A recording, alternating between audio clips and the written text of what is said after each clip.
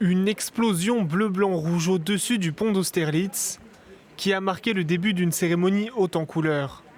De Lady Gaga dans un French cancan à Aya Nakamura accompagnée de la garde républicaine devant l'Académie française, les tableaux se sont enchaînés, tous plus impressionnants les uns que les autres.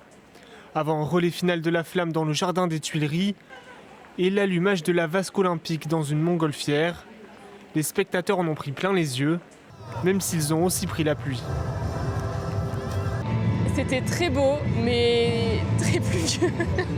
Mais non, en vrai, c'était incroyable et je pense qu'on a fait une très très belle cérémonie. Voilà, malheureusement, le temps n'était pas avec nous, mais on en gardera un bon souvenir, je pense.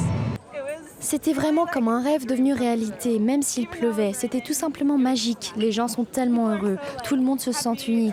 C'est tout simplement incroyable. Clou du spectacle, Céline Dion qui interprète l'hymne à l'amour d'Édith Piaf, perchée au premier étage de la Tour Eiffel. C'était une vraie surprise.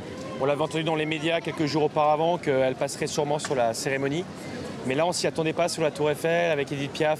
C'est une belle surprise. En plus, on l'a pas entendue depuis 10 ans en concert. Donc voilà, on pouvait pas faire mieux.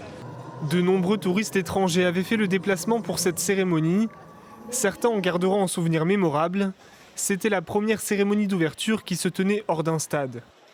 Je pense que c'était magnifique. C'était vraiment quelque chose qu'on ne reverra pas pendant longtemps. Comme la possibilité d'organiser ce type d'événement au milieu de la ville, c'était tout simplement magnifique, quelque chose d'inédit.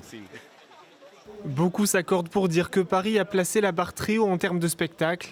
Le défi est lancé pour Los Angeles en 2028.